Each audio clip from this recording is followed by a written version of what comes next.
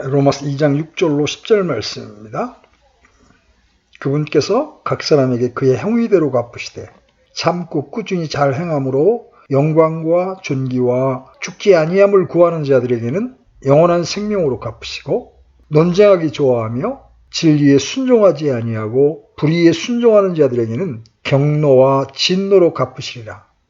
악을 행하는 사람의 모든 혼위에 환난과 곤고가 닥치리니 먼저는 유대인의 혼위에요 또한 이방인의 혼위에며 선을 행하는 각 사람에게 영광과 존귀와 화평이 있으리니 먼저는 유대인에게요 또한 이방인에게로다. 아멘. 이 대목에서 사도는 한 단계 논증을 더 진전시켜 나가고 있습니다. 그는 지금 유대인들을 1차적으로 다루고 있습니다. 물론 사도 바울은 그들의 입장에 대해 매우 친숙한 사람입니다. 자신도 그러한 입장을 취했던 적이 있기 때문입니다. 그러나 그것은 그 당시에 유대인들에게만 해당되는 논증이 아닙니다. 우리 구주 예수 그리스도의 복음의 선포에 대하여 똑같은 유의 태도를 취하는 모든 사람들에게도 해당되는 논증입니다. 우리는 이미 논증의 처음 세 부분을 숙고하여 보았습니다. 하나님의 선하심에 대한 그들의 오해, 그들이 사실상 그 하나님의 선하심을 멸시하고 있다는 사실, 그렇게 함으로써 그들이 자신들의 머리 위에 하나님의 진노를 쌓고 있다는 사실을 생각해 왔습니다. 그러나 그것이 전부가 아니라고 사도 바울은 말합니다. 앞에 논증에서 필연적으로 귀결되는 또 다른 논증이 있습니다. 하나님의 진노의 날과 하나님의 의로운 판단이 나타남에 대하여 그들에게 말해 주어야 하는 것이 그것입니다. 그는 그러한 것들에 대하여 유대인들이 명백하지 못함을 알고 있었습니다. 유대인들은 바울이 인용해 주려고 하는 성경에 대하여 확실히 오해하고 있었습니다. 그럼으로써 그들은 하나님의 의가 나타나는 시대에 드러날 일에 대하여 비극적일 만큼 무지한 상태에 있었습니다. 그 모든 것 때문에 그는 유대인들에 대하여 또 다른 요점을 거론합니다. 그럼으로써 그 유대인들이 어떠한 논리도 제기하지 못하게 한 것입니다. 그들의 입장은 전혀 내세울 만한 것이 되지 못합니다. 그들은 선입관의 지배를 받고 성경을 대면하지 않았습니다. 그들이 그처럼 성경을 자랑하는데도 말입니다. 그래서 바울은 한 단계 더 나아가서 바울의 마음속에서 가장 우선적으로 생각되는 것을 그들에게 말해줍니다. 그들 유대인들은 다른 어느 사람들과 똑같이 하나님의 진노 아래 있으며 유대인들뿐만 아니라 다른 모든 사람들을 위한 구원의 오직 유일한 길은 예수 그리스도 안에 있는 믿음으로 말미암은 하나님의 의에 복종하고 믿고 받아들이는 것임을 말하고 있습니다. 우리도 사도 바울을 따라 네 번째 논증을 살펴봅시다. 그는 우리가 그처럼 명백히 보아왔듯이 확실히 다가올 그 위대한 심판의 날에 드러날 것이 무엇인가를 보여줍니다. 바울이 그들에게 말하는 첫 번째 요점은 그 심판은 모든 사람에게 떨어질 것이라는 점입니다. 이 본문에서 세 번이나 그것을 언급합니다. 6절에서 그분께서 각 사람에게 그의 행위대로 갚으시되 9절에 악을 행하는 사람의 모든 혼 위에 환난과 곤고가 닥치리니 10절에 선을 행하는 각 사람에게 영광과 존귀와 화평이 있으리니 사도가 그와 같은 진술을 되풀이하는 데에는 그만한 훌륭한 이유가 있습니다. 사도 바울이 이 사람들에게 주지시켜주고 싶은 가장 우선적인 요점은 바로 그것입니다. 그것은 분명합니다. 그러므로 우리는 그것을 이와 같이 나누어 생각해 봅시다. 그가 강조하고 있는 것은 다가올 그 위대한 심판은 개인적인 심판이 될 것이라는 것입니다. 모든 세상에 살았던 각 개인마다 이 심판서 앞에 드러나게 될 것입니다. 이 심판은 보편적인 것이고 개인적인 것이고 개별적인 것입니다. 다른 말로 해서 그것은 나라들의 문제가 아닙니다. 세상은 결국 민족적인 구별 속에 심판을 받든지 가족 단위로 심판을 받든지 하지 않을 것입니다.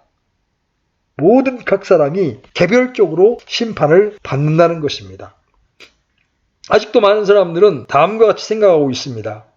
자기들이 어떤 가정에 속하기 때문에 하늘나라에 갈 수 있다고 말입니다. 신실한 어머니나 아버지, 할아버지나 할머니의 등에 업혀 하늘나라에 들어갈 수 있다고 스스로 설득하려고 애쓰는 사람들이 많습니다. 그러나 여기에 답변은 아니라는 것입니다. 심판은 개별적인 심판이지 가족적인 문제가 아닙니다. 가족 단위로 나오는 것이 허락되지 않을 것입니다. 가족에 속한 모든 사람이 함께 나오는 그런 일이 없을 것입니다. 유대인들은 그런 식으로 믿었습니다. 자기는 유대인이 안전하다는 식으로 믿었습니다. 그러나 하나님께서는 각 사람을 개별적으로 심판하실 것입니다. 이 점은 성경 전체에서 가르쳐지는 것입니다. 두 번째 사항은 어떠한 차별도 없을 것이라는 점입니다. 사도는 9절과 10절에서 강조하기 위해서 자기가 할 말을 두 번이나 거듭 되풀이 말하고 있습니다. 악을 행하는 사람의 모든 혼 위에 환난과 곤고가 닥치리니 먼저는 유대인의 혼 위에요 또한 이방인의 혼 위에며 선을 행하는 각 사람에게 영광과 존귀와 화평이 있으리니 먼저는 유대인에게요 또한 이방인에게로다. 유대인들은 특별한 입장에 있지 않습니다. 그것이 이 논증의 전체적인 목적입니다. 유대인들은 자기들이 특별한 지위에 있었으며 언제나 특별한 지위에 남아있을 것이라고 생각했습니다. 사도는 아니라고 말합니다. 그것은 보편적이고 개별적인 심판입니다. 첫째는 유대인에게요 또한 이방인에게로다.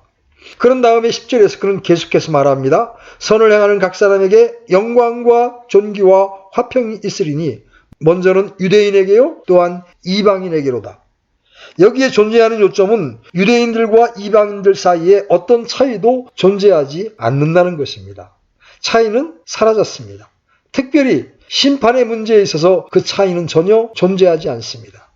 그러므로 우리는 한 단계 더 나아가서 사도가 가르치는 바를 말할 수 있습니다. 자기가 유대인이기 때문에 심판을 피하기는커녕 먼저 유대인에게 그 심판이 임한다는 것입니다. 첫째는 유대인에게요. 이 요구가 9절과 10절에서 되풀이되고 있습니다. 바울은 분명히 그 말을 통해서 유대인들이 이 심판을 피하지 못할 뿐만 아니라 그 유대인들이 가진 모든 유익 때문에 특별히 엄격한 심판이 그들에게 가해질 것이라고 말하고 있습니다. 유대인은 하나님의 말씀을 가지고 있으며 하나님께서 자신을 위해서 조성하신 민족에 속해 있고 모든 대언자와 모든 교훈을 가지고 있기 때문에 더 혹독한 심판을 받을 것입니다. 첫째는 유대인에게요. 순서에 있어서 첫째일 뿐만 아니라 그 깊이에 있어서도 첫째라는 것입니다. 왜냐하면 그 유대인이 누린 모든 이점 때문입니다. 여기서 다시 한번 우리는 인간 마음의 사악함과 죄의 기만성을 발견하게 됩니다. 유대인들은 성경을 왜곡하여 성경이 말하는 정반대의 것을 말하였습니다. 유대인들은 심판을 받아야 할 뿐 아니라 먼저 심판을 받습니다. 그런 다음에 이방인에게도 심판이 내려집니다. 저는 이것을 우리 자신에게 적용시키기를 원합니다. 우리가 이미 여러 번 보아왔듯이 오늘날 기독교회 안에 있는 많은 사람들은 바울과 우리 주님 시대의 유대인들이 가졌던 입장과 똑같은 견해를 취하고 있기 때문입니다. 그들은 그리스도인 부모들을 통해서 태어났다는 사실을 의뢰했습니다. 그들은 언제나 예배당에 가죠. 일정한 나이가 되면 교회 회원으로 가입을 허락받는다는 사실을 의뢰합니다. 그러나 그들은 영적인 체험을 전혀 갖지 못합니다. 그들은 단순히 교회에 다닌다는 것만을 의뢰합니다. 유대인들이 자기가 속한 민족을 의뢰할 수 없고 자기의 특권적인 지위를 의뢰할 수 없듯이 이러한 애면적인 것들을 전혀 의뢰하지 말아야 합니다. 특권적인 지위를 누리는 사람은 아무도 없습니다. 모든 각 사람이 혼자 서야 하며 동일한 심판을 대면해야 할 것입니다. 그것이 첫 번째 요점입니다. 두 번째 요점은 이 심판이 우리의 행위에 따라 내려질 것이라는 점입니다. 사도 바울은 6절에서 그분께서 각 사람에게 그의 행위대로 갚으시되라고 말합니다. 각 사람의 행실에 따라 된다는 것입니다. 이 시점에서 사도는 시편 62편 12절과 잠언 24장 12절을 인용합니다. 바울은 그들에게 그들이 자랑하는 성경을 인용하면서 그들이 의뢰하고 있는 성경 자체가 하나님을 바로 그 방식, 각 사람의 행위대로 각 사람을 판단하실 것임을 지적하고 있습니다. 이것은 중요한 진술입니다. 이 진술은 매우 흔하게 오해됩니다. 한번 어떤 분이 이 구절을 강의하는 것을 들었는데 결국 행함으로 의롭다함을 받은 사람들이 있을 것이라고 가르치고 있었습니다. 여러분도 알다시피 정말 위험한 강해입니다. 이 진술은 매우 규범적인 진술입니다. 그분께서 각 사람에게 그의 행위대로 갚으시되 각 사람이 자기 행위대로 판단받을 것이라고 말할 때 사도 바울은 정확히 무엇을 말하고 있습니까? 물론 1차적으로는 복음 이전의 시대 또는 아직 복음을 듣지 못한 사람들에 대한 언급을 하고 있는 것이기도 합니다. 그러나 이 말씀을 주의 깊게 살펴보면 이 행위가 단순한 행위가 아니라 믿음으로부터 나오는 것이어야 함을 우리가 발견할 수 있습니다. 그가 말하는 것은 이러합니다. 두 그룹의 사람들이 있게 될 것이라는 것이죠. 의인과 의롭지 못한 자들입니다. 그들의 운명은 그에 따라서 달라지게 될 것입니다. 의인을 위해서 기다리는 운명이 있습니다.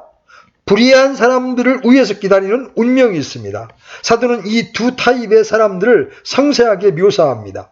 그리고 세 가지 방면에서 이 두 그룹에 속한 사람들을 각각 묘사합니다.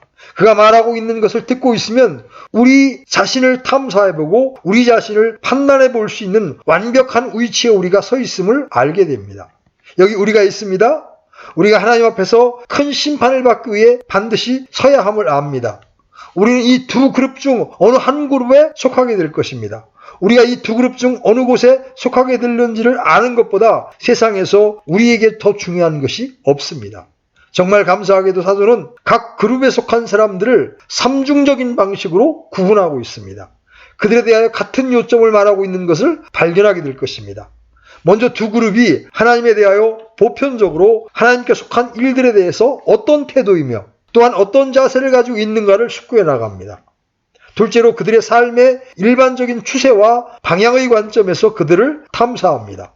세 번째로 그들의 실제적인 행동과 행위의 차원에서 그들을 시험합니다. 그러니 우리는 이 두 그룹, 의로운 그룹과 불의한 그룹을 살펴봅시다. 이 두 그룹들을 다 설명하기 위해서 세 가지 사항을 갖고 있습니다. 또한 이 둘을 시험하기 위해서 세 가지 동일한 요점을 또한 갖고 있습니다. 그러나 그들이 어디에서 다른가 우리가 알게 될 것입니다. 먼저 의를 살펴봅시다. 무엇보다 먼저 하나님과 하나님께 속한 일에 대하여 이 사람이 어떠한 태도를 가지는가를 봅시다. 그 사람은 영광과 존귀와 죽지 아니함을 구하는 사람이라는 것입니다. 7절에 보면 참고 꾸준히 잘 행함으로 영광과 존귀와 죽지 아니함을 구하는 자들에게는 영원한 생명으로 갚으시고 라고 하였습니다. 그것이 그들의 보편적인 자세입니다. 우리 자신에 대하여 물어야 하는 질문은 내가 그러한 것들을 추구하고 있는가 하는 것입니다. 자, 바울은 영광이라는 말을 통해서 하나님의 됨됨이 전부, 하나님께서 나타내시는 전부, 하나님께서 당신의 백성을 위해서 가지고 계신 전부를 나타냅니다. 이 말이 성경에서 얼마나 자주 사용되는지 모릅니다. 하나님의 영광이 나타나는 것에 대하여 우리는 성경을 통하여 살펴봅니다. 300~400년 전에 옛 신학자들이 하나님을 하나님 되게 하는 것은 하나님의 영광이라고 늘상 말하던 것을 여러분도 아실 것입니다. 그 밖에 하나님께 속한 다른 모든 것, 하나님의 모든 속성이 그 영광 속에 함축되어 있습니다. 그러니 그 옛 신학자들은 하나님과 함께 있고 싶어 했고 하나님의 영광을 보고자 간절히 원했으며 영원히 하나님의 영광 속에서 지내기를 간절히 원했습니다. 우리는 그 사람들에 대하여 그런 말을 듣습니다. 사도는 이 진리에 대해서 매우 관심이 깊습니다. 로마서 5장 1절 2절에서 그러므로 우리가 믿음으로 의롭게 되어 우리 주 예수 그리스도를 통해 하나님과의 화평을 누리는도다. 또 우리가 그분을 통해 지금 우리가 서 있는 이 은혜 안에 있는 믿음으로 들어감을 얻었으며 하나님의 영광의 소망을 기뻐하느니라. 이것이 의인의 태도를 특징 짓는 것입니다. 의인이 고대하는 것이 바로 그것입니다. 그는 하나님과 하나님의 존재와 하나님의 성품에 관하여 어떤 이해를 갖고 있습니다. 그 삶 속에서 최고의 일은 하나님을 알고 하나님을 닮고 영원토록 하나님의 영광스러운 면전에서 보내는 것입니다. 그는 하나님의 영광을 구하고 있습니다. 사도는 이 서신의 과정 중에서 뒤에 동일한 것을 말합니다. 로마서 8장 30절입니다. 뿐만 아니라 그분께서는 자신이 예정하신 그들을 또한 부르시고 자신이 부르신 그들을 또한 의롭다 하시고 자신이 의롭다 하신 그들을 또한 영화롭게 하셨느니라. 우리의 최종적인 구원은 우리가 영화롭게 되는 것입니다. 고린도전서 1장 30절입니다. 그러나 너희는 하나님에게서 나서 그리스도 예수님 안에 있고 예수님은 하나님에게서 나사 우리에게 지혜와 의와 성별과 구속이 되셨으니, 여기 구속이라는 이 단어 속에 이 최종적인 영광이 들어있습니다. 내 몸에서 일어날 일을 생각해 보십시오. 주 예수 그리스도께서 다시 오실 때 내 낮은 몸을 변화시키실 것입니다. 그리하여 그분의 영광의 몸의 형체와 같이 변하게 될 것입니다. 내 영뿐만 아니라 내 몸도 영화롭게 될 것입니다. 나는 영화롭게 될 것이고 하나님의 영광에 속한 것을 누리게 될 것입니다. 그리고 영원토록 하나님의 영광스러운 임재 속에 보내게 될 것입니다. 이 사람들은 그 영광을 추구하였습니다. 그들이 추구하는 두 번째 사항은 존귀입니다. 이 말은 하나님께서 우리에게 주시는 존귀를 뜻합니다. 말하자면 하나님께서는 우리를 영예롭게 하시고 다른 사람들과 우리를 구별시키십니다. 우리에게 영예와 존귀를 부여하십니다. 이제 이 말씀에 대한 가장 훌륭한 주석은 하나님께서 하신 말씀입니다. 요한복음 5장 44절에서 여러분은 그 점을 발견할 것입니다. 오늘날 예수님께서는 비방하는 유대인들에게 향하여 너희가 서로 존귀를 받고 오직 하나님으로부터만 나오는 존귀는 구하지 아니하니 어찌 믿을 수 있겠느냐라고 말씀하셨습니다. 그 진술이 얼마나 중요한지 여러분은 아실 것입니다. 예수님은 사실 이렇게 말씀하고 계신 것입니다. 너희는 다른 사람으로부터 영광을 얻으려고 하고 있다. 너희는 이 세상에서 커지고 싶어하고 사람들로부터 영예를 얻고 싶어한다. 그러나 너희는 사람으로부터 오는 영광만 집착하고 있기 때문에 하나님께로부터만 올 수 있는 영예, 하나님께서만이 주실 수 있는 존귀를 결코 구하지 않는다. 그러나 의인은 그것을 추구합니다. 그들은 세상이 자기들에 대해서 어떻게 생각하는지에 대해 큰 관심을 기울이지 않습니다. 이 사람들은 말합니다. 세상이 속이더라도 내버려 두옵소서. 아니, 그들을 불쌍히 여겨 주옵소서. 저는 주의 이름으로 영광을 돌리겠나이다. 세상이 나를 다 멸시하고 버린다 할지라도 주께서는 이제부터 나의 모든 것이 되시나이다. 그것이 바로 이 사람들이 추구했던 영예였습니다. 사람의 영예가 아니었고 신문들이 그처럼 떠들썩하게 자랑했던 영예도 아니고 모든 자랑거리를 가진 세상이 그처럼 크게 여기는 영예도 아니고 사라져버릴 영예도 아니며 귀족이나 부자가 그 빛나는 옷과 큰 잔치를 벌이면서 보여주는 등의 영예도 아닙니다. 아니, 이 사람들은 세상이 알지 못하는 사람들이었습니다. 세상은 그들을 존귀히 여기지도 않고 영예롭게 하지도 않았습니다. 그러나 하나님께서는 그들을 영예롭게 하셨습니다. 그들에게 있어서 문제되는 것은 오직 한 가지 뿐이었습니다. 다음으로 세 번째 사항은 죽지 아니함입니다. 그 말을 불멸 또는 썩지 아니함으로 번역할 수 있습니다. 물론 이 말이 뜻하는 것은 어떤 위의 부패도 없다는 것입니다. 전혀 해로운 것이 하나도 일어나지 않을 수 있고 어떠한 손해도 볼 수 없는 상태에 있다는 것을 의미합니다. 그 어떤 것도 그것을 더럽게 할 수 없습니다. 사도 베드로는 하나님 곧 우리 주 예수 그리스도의 아버지를 찬송하리로다. 그분께서 자신의 풍성하신 긍휼에 따라 죽은 자들로부터 예수 그리스도를 부활하게 하심으로 무엇을 위해서입니까? 썩지 않고 더럽지 않으며 사라지지 아니하고 너희를 위해 하늘에 마련된 상속 유업을 받게 하셨나니, 이렇게 말합니다. 바울은 다시 고린도전서의 저 위대한 15장에서 그것을 말합니다. 나팔소리가 나매 죽은 자들이 썩지 아니할 것으로 일어나고 우리가 변화되리니 이 썩을 것이 반드시 썩지 아니함을 입고 이 죽을 것이 반드시 죽지 않음을 입으리로다. 바로 그것입니다. 이 사람들은 그것을 추구하고 있다고 사도 바울은 말합니다. 그들은 영광을 구하고 있습니다. 그들은 하나님께서만 주실 수 있는 영예를 구하고 있습니다. 그들은 바로 이 썩지 아니하고 죽지 아니하고 완전하고 순전한 상태, 죄를 극복하고 하나님의 면전에서 영원토록 끝없이 완전할 수 있는 상태를 고대하고 있습니다. 이 사람들의 보편적인 태도가 바로 그것입니다. 자, 이제 두 번째 시금석으로 나아가 봅시다. 만일 그것이 보편적인 자세라면 그들의 삶의 일반적인 양태는 무엇입니까? 바울은 그것을 이렇게 나타냅니다. 이 사람들은 참고 꾸준히 잘 행함으로 이 영광을 추구하며 이 존귀와 죽지 아니함을 구하는 사람들은 참고 꾸준히 잘 행한다는 것입니다. 물론 여기서 강조점은 참고 꾸준히라는 말에 주어져 있습니다. 만일 여러분이 좋아하는 방식대로 한다면 한마디 말이 그것을 강조할 것입니다. 참고 계속 선한 일을 행하는데 꾸준히 그것을 추구합니다. 다른 말로 해서 그들은 어떤 갑작스러운 결심을 하는 사람들이 아닙니다. 갑작스러운 결심을 하면서 하나님을 위해서 모든 것을 내놓는 것 같은 모습을 보이는 사람들이 아닙니다.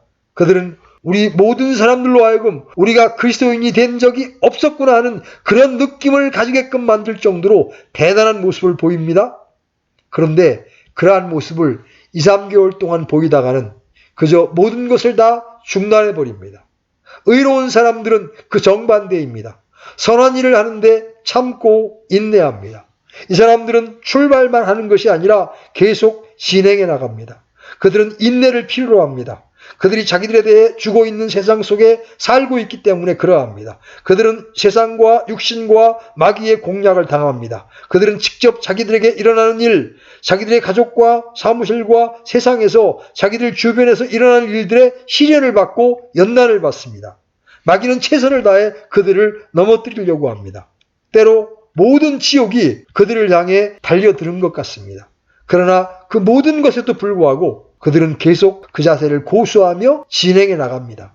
참고 계속 인내하면서 나갑니다. 신약 성경을 읽어보면 그 점이 부단히 강조되고 있다는 사실을 보지 않을 수 없습니다. 저는 그 점을 이처럼 묘사하고 싶습니다. 이 사람들은 씨 뿌린 자의 비유 속에서 주님께서 묘사하신 유의 사람들과 전적으로 다릅니다.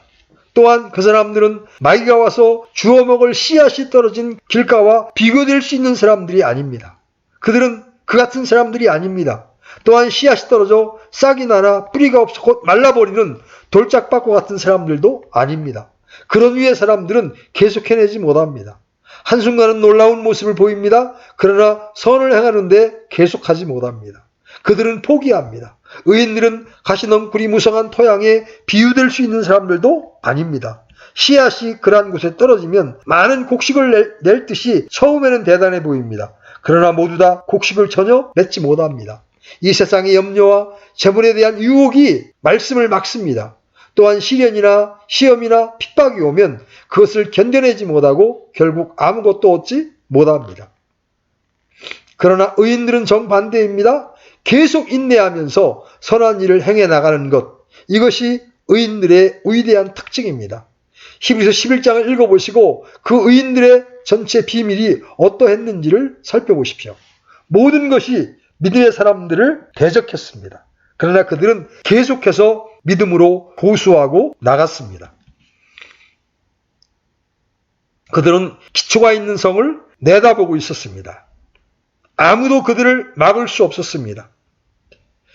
히브리서 3장 14절에서 그 점은 매우 분명히 드러나 있습니다. 히브리서 기자는 우리가 우리의 확신의 시작을 끝까지 확고히 붙들진대 우리는 그리스도께 참여한 자들이 되었느니라 라고 말합니다. 6장에서 히브리서 기자는 역시 같은 것을 말하면서 같은 부지런함으로 앞에 있는 소망을 얻으려고 열심을 내라고 권면합니다. 이것이 히브리서의 위대한 주제입니다. 또한 성경 전체에서 특별히 우리가 발견하는 것입니다. 여러분은 우리 주님께서 어느 날 사람들에게 하신 말씀을 기억하실 것입니다. 사람들이 항상 기도하고 낙심하지 말아야 할 것을 보여주시려고 그분께서 그들에게 비유를 말씀하여 만일 우리가 연약해지면 넘어지게 될 것이고 계속 참아내지 못하게 됩니다. 계속 끝까지 참는 오직 유일한 방식은 이 기도 생활을 생활하는 것입니다. 그것은 열심을 의미합니다. 적용을 의미합니다. 성경을 읽는 것을 의미합니다. 하나님과 계속 교제하는 것을 의미합니다. 계속 끝까지 참아내면서 가는 오직 유일한 방식은 그것입니다. 그러나 이러한 일들을 하지 않는 자들은 약해지고 곁길로 실족하여 넘어집니다. 믿음의 사도인 바울이 갈라디아서에서 우리가 잘 행하는 가운데 지치지 말지니 우리가 기진하지 아니하면 정해진 때에 거두리라고 말한 것을 여러분은 기억하실 것입니다. 피곤한 자들은 거두지 못합니다. 그러므로 우리는 계속 인내하며 참으라는 이러한 권면을 받는 것입니다. 이제 바울은 이 말을 통해서 의인은 결코 넘어지지 않는다거나 전혀 죄가 없다는 것을 의미하고 있지 않습니다. 의인들이 완전하다는 뜻도 아닙니다. 만일 구약 성경에서 하나의 노골적인 진술을 빌려볼 수 있다면 그 입장은 이러합니다. 연약하나 따라가는 것. 여전히 계속 진행해 나갑니다. 때로 넘어지나 계속 진행합니다. 선한 일을 행하는데 참고 계속성 있게 해 나갑니다. 그들은 믿음의 선한 싸움을 계속 싸워 나갑니다. 자기들은 어떠한 시험도 어떠한 난제도 없다고 말하는 입심 좋은 사람이 아닙니다. 입심 좋은 사람은 날마다 행복해라고 말합니다. 천만의 말씀입니다. 의인들은 그 믿음의 싸움이 하나의 갈등과 투쟁이라고 말합니다. 그들은 참아내며 갑니다. 큰 인내를 가지고 말이죠. 때로는 자기들에게 일어나는 것에 대하여 의아한 생각을 가지기도 합니다. 그러나 선한 일을 행하는데 더 참고 인내하면서 계속 버텨나갑니다. 우리는 그것을 우리 자신에게 요구해야 하며 우리 자신을 그런 방식으로 테스트해야 합니다. 그런 다음에 우리는 이제 세 번째 시금석에 이르게 됩니다. 그들의 실제적인 행동의 문제입니다. 여기 10절에서 바울은 그 점에 대해서 말하고 있습니다. 선을 행하는 각 사람에게 영광과 존귀와 화평이 있으리니 먼저는 유대인에게요 또한 이방인에게로다. 거기에서 여러분은 곧바로 특별한 사항으로 나아갑니다. 우리는 그들의 보편적인 자세를 알았습니다. 또한 그들의 삶의 보편적인 양태도 알았습니다. 여기에서 실제적인 실천 생활을 통해서 선한 삶을 영위하고 있습니다. 그들은 선을 행하고 있습니다.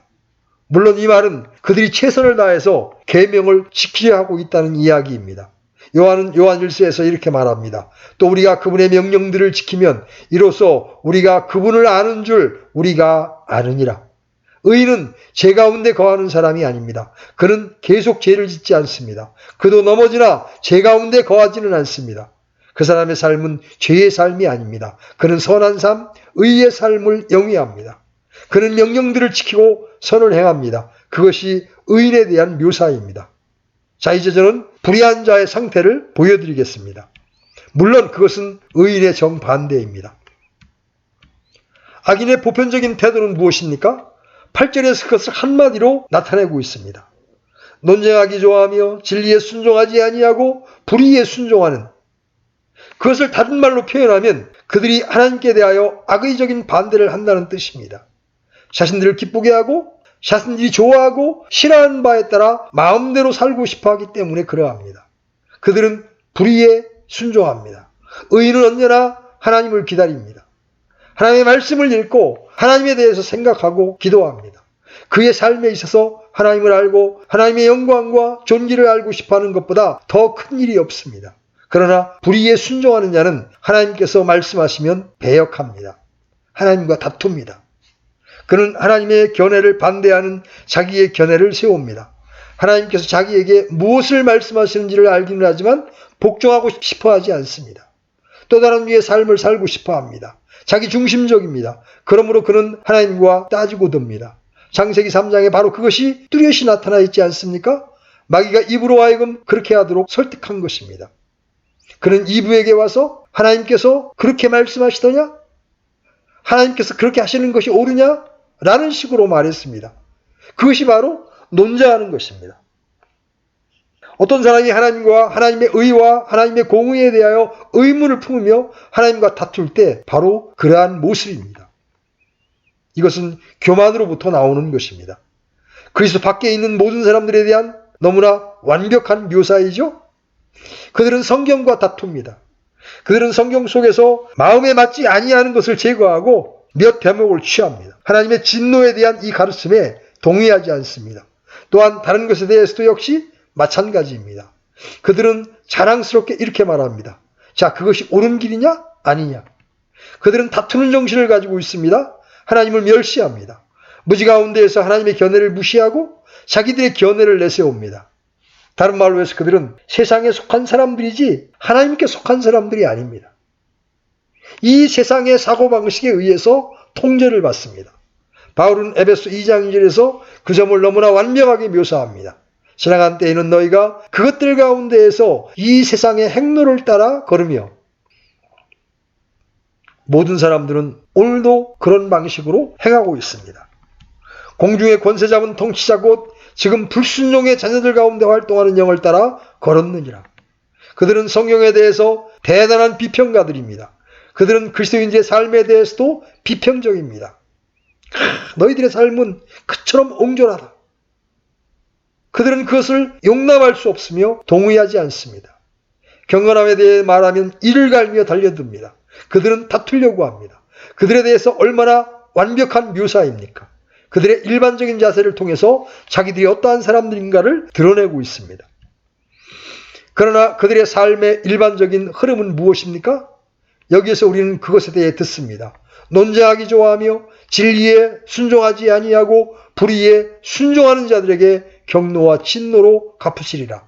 바로 그 사람들에 대한 묘사입니다. 그들은 진리를 순종하지 아니하고 의롭지 못한 것에 복종합니다. 다른 면에서 그들은 하나님의 율법을 따라 살지 않습니다. 그러면 그들은 어떻게 삽니까?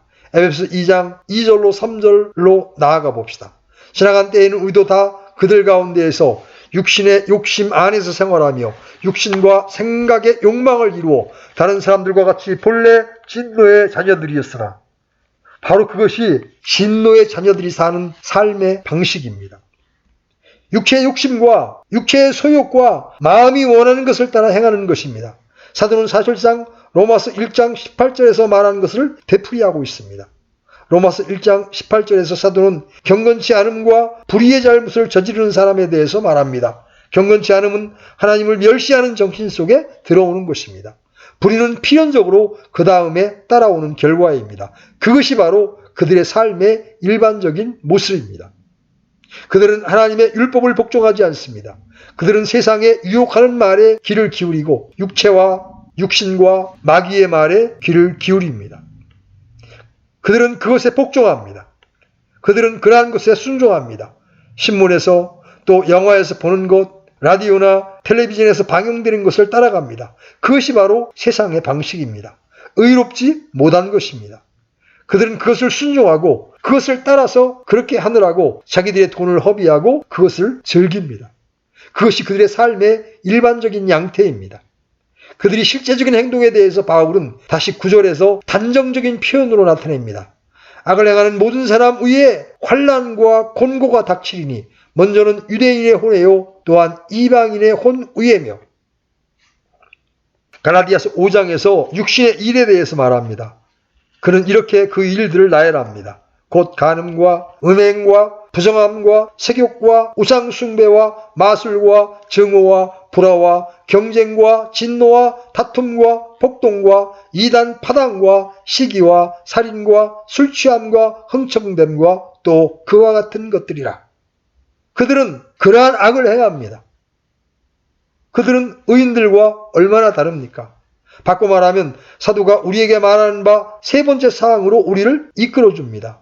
그 심판은 각 사람이 개인적으로 받는 심판임을 알았습니다. 그 행실에 따라 받는 심판입니다. 이제 바울은 우리에게 말합니다. 동시에 이 큰 날은 각 사람에게 영원한 운명이 선포되는 날이라고 말입니다. 이 두 운명 중 하나를 각 사람이 선고받을 것입니다. 그 운명들은 우리가 지금까지 살펴본 삶의 유형에 따르게 될 것입니다. 의인에게는 영생이 돌아갈 것입니다. 참고 꾸준히 잘 행함으로 영광과 존귀와 죽지 아니함을 구하는 자들에게는 영원한 생명으로 갚으시고, 이 문제에 대해서 오래 머무르고 싶은 생각이 없습니다. 다만 영원한 생명은 영원토록 하나님을 즐거워하는 것을 의미합니다. 영생은 이것이니 곧 그들이 유일하신 참 하나님인 아버지와 아버지께서 보내신 자 예수 그리스도를 아는 것이니이다. 그리고 이 사람들이 이 큰 날에 듣게 될 놀라운 일은 그들의 이름이 생명책에 기록되어 있다는 것입니다. 그들은 끝없이 영원한 생명을 누리게 될 것입니다. 우리는 바로 여기 이 지상에서 그 영생을 얻을 수 있습니다. 그 영생은 여기서부터 시작됩니다. 그러나 우리는 그 영생의 모든 영광과 충만함 속으로 들어갈 것입니다. 주님과 함께 영원토록 함께 있으며 하나님의 면전에서 영원토록 보내게 될 것입니다. 영생, 그것은 영구합니다. 여러분도 기억하다시피 그들이 고대하고 있는 것은 그 썩지 아니함, 불멸입니다. 그 어느 것도 죽지 아니할 것입니다. 영원토록 계속 진행되어 나가고 영원토록 존재할 것입니다. 하나님은 영원하시니 그것도 영원합니다. 그들이 자기들에 대해서 공표되는 것을 듣게 될 터인데 바로 그것을 듣습니다. 하나님께서 그것을 그들에게 수여하실 것입니다. 그것은 하나님의 선물이 아닙니다. 그들의 됨됨이의 필연적인 결과입니다. 그러나 다른 사람들에게는 어떠합니까? 불의한 사람들에게 무엇이 일어납니까? 우리가 여기서 그것을 듣습니다. 논쟁하기 좋아하며 진리에 순종하지 아니하고 불의에 순종하는 자들에게는 경노와 진노로 갚으시리라. 사도 바울이 여기서 두 가지 일을 말하고 있음을 봅니다. 첫째는 그들에 대한 하나님의 태도에 대해서 말합니다. 하나님께서 그들에 대하여 가지는 태도는 확정된 진노입니다. 그들은 언제나 하나님의 진노 아래 있습니다. 요한복음 3장 마지막 절에서 아들을 순종하지 아니하는 자는 영생을 보지 못하고 도리어 하나님의 진노가 그 위에 머물러 있느니라. 아들을 믿는 자에게는 영원한 생명이 있고 아들을 믿지 않는 자는 생명을 보지 못하고 도리어 하나님의 진노가 그 위에 머물러 있느니라. 그 진노가 그들 위에 머물러 있었고 여전히 그들 위에 남아 있습니다. 그것이 바로 하나님의 진노입니다. 죄와 악에 대한 하나님의 혐오, 죄에 대하여 혐오감을 가지는 하나님의 자세, 그것이 계속될 것입니다. 그렇습니다. 그러나 진노만이 아니라 경노로도 하십니다. 그 위대한 심판의 날에 하나님께서 죄를 미워하시는 자세가 경노로 드러나게 될 것입니다. 그것은 생각만 해도 끔찍한 일입니다. 데살로니가 후서 1장 7절로 10절에서 바울은 그 점을 묘사합니다. 괴로움을 당하는 너희에게는 우리와 함께 안식으로 갚으시는 것이 하나님께는 의로운 일인즉 주 예수님께서 자신의 강력한 천사들과 함께 하늘로부터 나타나사 하나님을 알지 못하는 자들과 우리 주 예수 그리스도의 복음에 순종하지 아니하는 자들에게 타오르는 불로 징벌하실 때에 그리 하시리라. 그들은 주의 앞과 그분의 권능의 영광에서 떠나 영존하는 파멸로 형벌을 받으리로다. 사도 바울이 자신이 한 말과 그 교훈을 얼마나 반복하는지 주목하십시오. 그것은 정확히 똑같습니다. 그날에 그분께서 오셔서 자신의 성도들 가운데 영광을 받으시고 믿는 모든 자들 가운데 칭송을 받으시리니 이는 너희가 우리의 증언을 너희 가운데 믿었기 때문이라. 그것은 어떻게 말하고 표현해야 할지 모를 정도로 엄청난 것입니다. 그러나 그것이 여기에서 가르쳐지고 있고 성경 전체에서 가르쳐집니다. 하나님의 진노가 지금 죄에 대하여 임하여 있습니다. 그날에 그 진노가 나타날 것입니다. 분명히 드러날 것입니다. 진노가 표현될 것입니다. 그 진노의 표현은 무엇일까요? 바울은 그것을 환난과 곤고라는 말로 표현했습니다. 환난은 고통을 의미하고 고초를 의미하며 압박을 의미합니다. 어떤 불행에 의하여 타격을 입는 것에 대해서 말합니다. 이 세상에서 우리에게 일어난 일들에 의해서 얻어맞고 손상을 받고 상처를 받는 것에 대해서 말합니다. 그렇습니다. 그런 일이 영원토록 이 사람들에게 일어날 것입니다. 환난, 이 두들겨 패고 손상시키는 위에 엄청난 일이 일어날 것입니다. 그것은 또한 곤고와 연결됩니다. 이 곤고란 말은 얼마나 끔찍한 말입니까? 그것은 영의 고통을 의미합니다. 환난의 결과로 주어지는 고통을 의미합니다. 이제 사도는 이 두 말을 고린도후서 4장 8절에서 매우 흥미로운 방식으로 함께 쓰고 있습니다. 우리가 사망에서 고난을 당하나 괴로워하지 아니하며 난처한 일을 당하나 멸망하지 아니하고 여러분도 알다시피 환난이 있으면 곤고가 따라올 수밖에 없습니다. 만일 여러분이 진정한 그리스도인이라면 환난을 통과하더라도 곤고함에 빠지지 않을 것입니다. 우리가 사방으로 우겨쌈을 당하며 고통을 받습니다. 그런데도 불구하고 낙담하지 않습니다. 그러나 이 불쌍하기 짝이 없는 곤고한 사람들은 그 심판의 위대한 날에 지옥으로 보내지게 되어 있으며 그들은 환난뿐만 아니라 영의 곤고함을 당할 것입니다. 누가복음 16장에 나타나는 이야기는 그 공의가 무엇을 의미하는지 정확히 보여주고 있습니다. 그 부자는 지옥에서 깨어나게 되고 불꽃의 고통 속에 아브라함에게 탄원합니다. 내가 이 불꽃 가운데 고통받나이다. 이 말씀을 해주신 분은 우리 주님이십니다. 제가 지어낸 말이 아닙니다. 주님께서는 그런 다음에 울며 이를 갈미 있는 곳에 대해 말씀하십니다. 그것은 고통입니다. 심령의 깊은 고통, 생각과 마음속으로 당하는 고통입니다. 그것이 끝없는 영원한 고초입니다. 때가 너무 늦었을 때 자신의 어리석음을 깨닫게 되는 것, 그것을 참아내는 것이 바로 고뇌입니다. 환난과 공고, 그것은 생명이 아니지 않습니까? 그러나 그것은 존재하는 것입니다. 사도 바울이 말하는 많은 의인은 영생으로 들어가나 이 사람들은 이러한 유의 존재 양태를 취하게 될 것입니다. 영생이 영구하듯이 그런 사람들의 존재 양태도 영구합니다. 이 세상에서 거듭나지 못한 사람들은 모두 다 각각 이 가르침을 혐오하고 미워합니다. 울며 이를 갈미 있으리라. 부자가 불꽃 가운데 고통받습니다. 그렇습니다. 성경은 이러한 일이 일어날 것이라고 가르칩니다. 바울이 여기서 가르치는 바는 우리가 우리의 행실대로 심판을 받을 것이라는 것입니다. 우리가 지금 여기 이 세상에서 행한 행실대로 말이죠. 저와 여러분이 이 세상의 삶을 통해 행하는 것이 우리의 영원한 운명을 결정합니다. 성경에는 일초의 우연이나 일초의 우발적인 기회에 관해서도 전혀 가르치지 않습니다. 어떤 한정된 기간 동안만 그러한 일이 있을 것이라고 사도는 말하지 않습니다. 1년이나 2년 또는 1세기나 2세기 동안 또는 1000년이나 2000년 동안만 그런 환난이나 곤고를 당한 다음에 소멸될 것이라는 식으로 말하지 않습니다. 신약성경에는 어떤 조건적인 불멸을 말한 적이 전혀 없습니다. 한편에 있는 사람들이 영원토록 영생을 누리듯이 이 다른 쪽에 있는 사람들도 영원토록 환난과 곤고를 받게 될 것이라고 말합니다.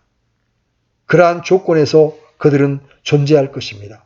사도 바울은 그것에 어떤 끝이 있다는 것을 암시하지 않습니다. 성경 다른 곳에서도 그런 것을 가르치지 않습니다. 우리가 데살로니가 후서 1장에서 보았듯이 영원한 멸망이 있습니다. 인간들이 생각할 수 있는 가장 엄숙하고 가장 획기적이요 가장 엄청난 일, 그러면서도 우리가 가장 엄숙하게 듣는 바대로 그 심판의 위대한 날에 그 일이 드러나게 될 것입니다. 두 운명 중 우리는 어느 편에 속할 것입니다. 우리가 영광과 존귀와 죽지 아니함을 구합니까? 여러분 자신에게 말하기를 나는 계속 참으면서 선을 행하고 있다. 내 최대의 소원은 의다. 그런 식으로 말할 수 있습니까? 실로 의에 줄이고 목마르다고 말할 수 있습니까? 그렇게 말할 수 있다면 여러분이 듣게 될 선고는 영생일 것입니다. 저는 확신 있게 말씀드립니다. 그러나 만일 그렇지 않다면 저 무섭고 섬뜩한 광경밖에는 여러분의 몫이 되지 않을 것입니다. 우리 자신에 대해서 생각할 뿐만 아니라 이 세상에서 우리 주위에 있는 논쟁을 좋아하고 진리를 복종치 아니하고 불의에 복종하고 있는 그 수많은 대중들을 생각해 보십시오. 그들의 운명을 생각합시다. 그것이 그들을 위한 우리의 책임이 되는 것입니다. 그 때문에 우리는 기도하게 되고 부흥을 위해 기도하고 하나님의 능력이 임하기를 기도해야 할 것입니다. 또한 그들에게 말해야 하며 하나님께서 우리를 능하게 하시는 한도 내에서 그들을 깨우치려고 최선을 다해야 할 것입니다. 그러므로 우리는 엄숙하고 깊이 있게 계속